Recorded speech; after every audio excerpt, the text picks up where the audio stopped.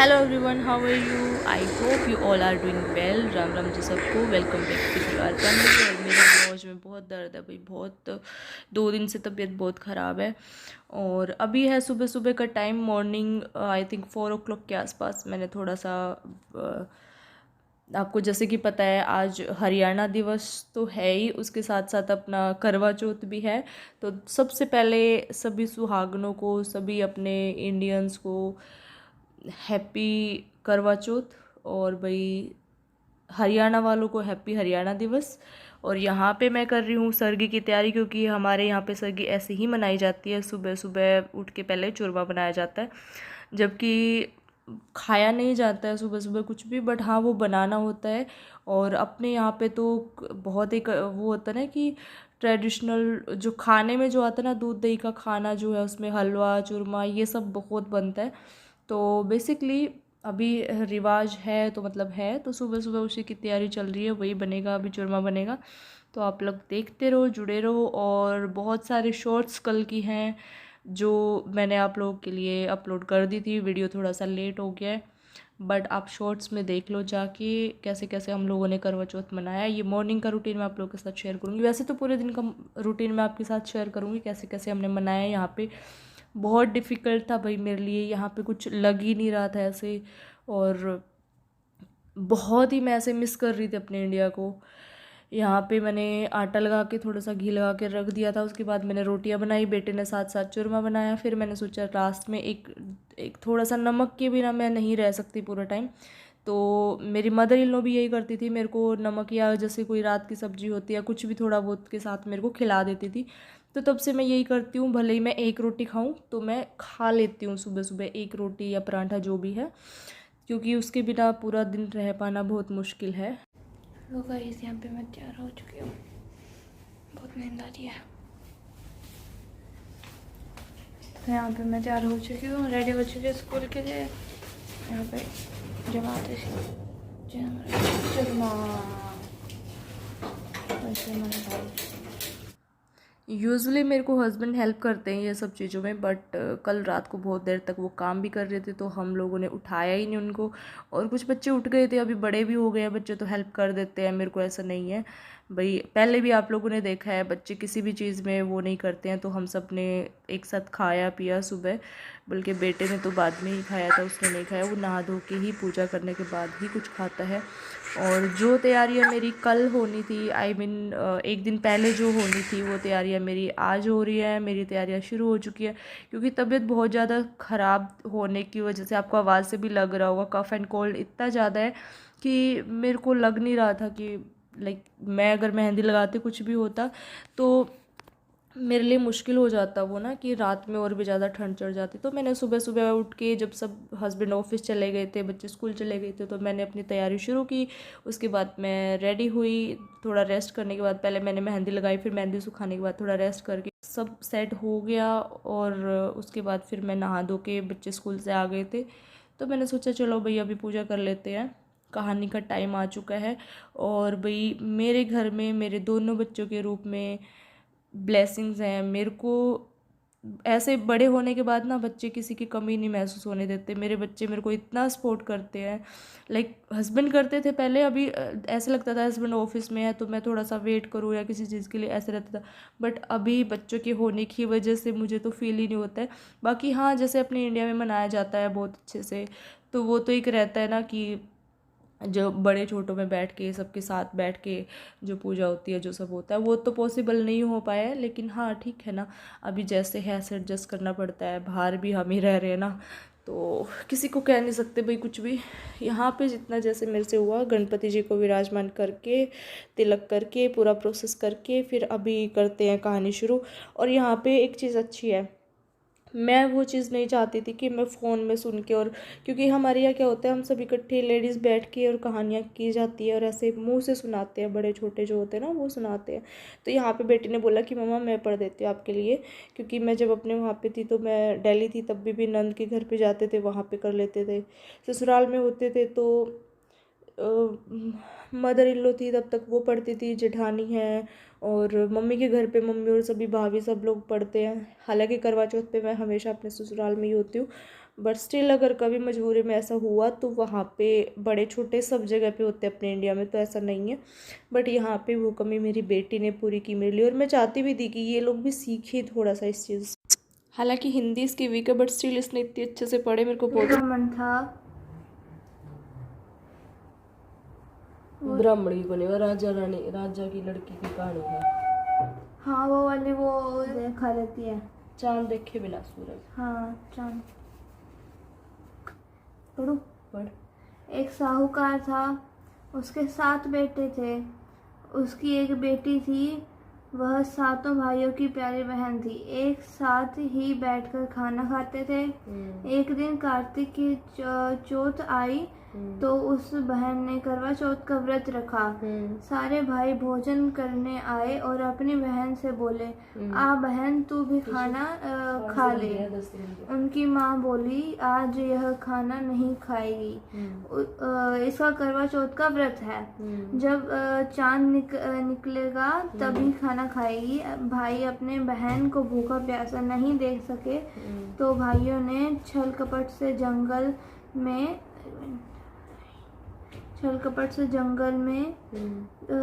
आग जलाकर छलनी में से चांद दिखा दिया। तो वह बहन भाइयों से बोली, चलो भाभी चांद निकल आया है, अर्घ दे दो। हाथ भले ऊपर ध्यान से पढ़।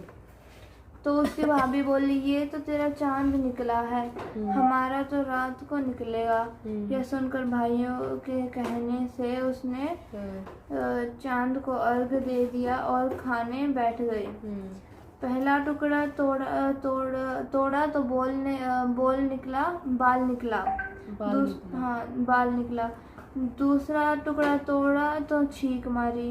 तीसरी टुकड़ा तोड़ा तो राजा के घर से बुलावा आ गया कि राजा का लड़का बीमार है, जल्दी लड़की को भेजो। माँ ने लड़की के पहनने के लिए 3 बार संदूक खोला, 3 बार सफेद कपड़े निकाले। निकला। अब उसके सफेद कपड़े पहनकर ही ससुराल भेज दिया और माँ ने लड़की के पल्ले के एक सोने का सिक्का बांध दिया और बोली, रास्ते में जो भी मिले उसके पैर पड़ते जाना और जो तुझे सुहाग का आशीष दे उसे सोने का सिक्का देना और पल्ले को गांठ लगा लेना।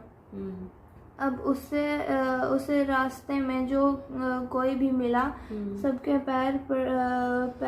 पैर पड़ी पर किसी ने भी सुहाग का आशीष नहीं दिया। अब वह ससुराल में आई तो दरवाजे पर छोटी ननंद खड़ी थी। वह उसके पैर पड़ी तो ननंद बोली, सीली हो, सपूती हो, 7 बेटे की माँ हो, मेरे भाई का सुख देख। अब उसने सोने का सिक्का ननंद को देकर पल्ले को गांठ मार ली। उसके बाद वह अंदर आई, आकर देखा कि उसका पति मरा पड़ा है। अब वह उसे लेकर एक कोठरी में पड़ी रही। 1 साल तक उसकी सेवा की। उसकी सास दासी के हाथ बची कुची रोटी भेज देती। इस प्रकार उसे अपने पति की सेवा करते करते 1 साल हो गया। करवा चौथ का व्रत आया। सारे पड़ोस ने नहा धोकर करवा चौथ का व्रत रखा। सबने सिर धोकर हाथों में मेहंदी लगाई, चूड़ियां पहनी, वह सब देखती रही। एक पड़ोसन बोली, तू भी करवा चौथ का व्रत कर ले। तब वह बोली, मैं कैसे करूं? तो वह बोली, चौथ माता की कृपा से सब ठीक हो जाएगा। उसके कहने से उसने भी व्रत रखा। थोड़ी देर के बाद करवे बेचने वाली आई। करवे लो भाइयों की प्यारी करवे लो, ये एक करवे वाली मेरे को भी करवे दे जा। वह कहने लगी, मेरी दूसरी बहन आएगी, वो तेरे को करवा देगी। दूसरी आई, करवे लो रे कर भाइयों की प्यारी करवे लो। एक मेरे को भी करवे दे जा। तो वह बोली मेरी तीसरी बहन आएगी, वो तेरे को देगी। इस तरह 5 बहन आकर चली गई, पर किसी ने भी करवे नहीं दिए। फिर छठी बहन आई और बोली मेरी 7वीं बहन आएगी, वह तुझे करवे देगी, बस तू सारे रास्ते में कांटे बिखेर कर रख देना। जब वह खूब चिल्लाती हुई आएगी तो उसके पैर में कांटा चुभ जाएगा, तब तू सुई लेकर बैठ जाना और उसका पैर पकड़ कर छोड़ना मत, और उसके पैर का कांटा तुम निकाल देना तो वह तेरे को आशीर्वाद देगी।